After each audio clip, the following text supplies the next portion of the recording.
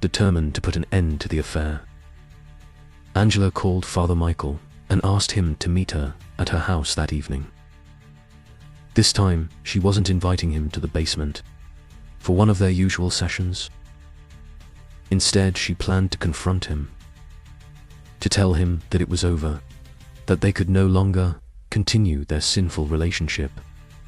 Angela hoped that ending things would somehow stop the rumors and give her a chance to salvage what was left of her marriage. As she waited for Father Michael to arrive, Angela's mind raced with fear and doubt. She knew this conversation would not be easy. Michael had become increasingly possessive and dependent on their meetings. Ending it might push him to do something drastic. But Angela was resolute. She needed to reclaim control of her life, to stop living in fear of being exposed. Father Michael arrived at Angela's house, his mind racing with conflicting emotions: fear, desire, guilt, and a desperate need to preserve his secret. As he walked to the door, he sensed something different in the air, a tension that hadn't been there before. Angela greeted him at the door, her face pale, her demeanor cold. The usual excitement and anticipation that marked their previous encounters were replaced by an icy resolve. They descended into the basement, the very place that had been their haven of secrecy. But tonight, it felt more like a chamber of doom. Angela wasted no time. She confronted Michael, her voice trembling but determined. She told him that their affair had to end, that the rumors spreading through town were getting out of control, and that she was terrified of her husband finding out.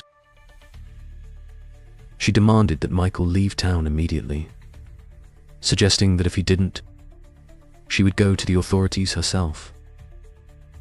She had no intention of ruining her life any further, and was willing to do whatever it took to protect her marriage and reputation. But Michael wasn't ready to give up. Panic surged through him as he realized that Angela was serious. He tried to reason with her, his words growing more frantic as he pleaded for her not to end things so abruptly. But Angela was resolute. She wanted out. Michael, feeling cornered and helpless, could see his entire life crumbling before him. The fear of losing everything, his position, his reputation, and his very freedom overwhelmed him. As Angela turned away, preparing to leave the basement and put an end to their twisted affair, something inside Michael snapped. In a blind, uncontrollable rage, he reached for the leather whip they had used in their sessions, a symbol of their secret world, now turned into a weapon.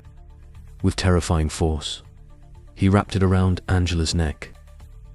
She struggled, her hands clawing at the whip.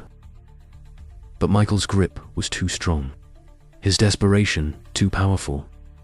The room echoed with the sounds of her muffled cries and the struggle for breath, but it was over within minutes. Angela's body went limp and she collapsed to the floor, lifeless. As reality set in,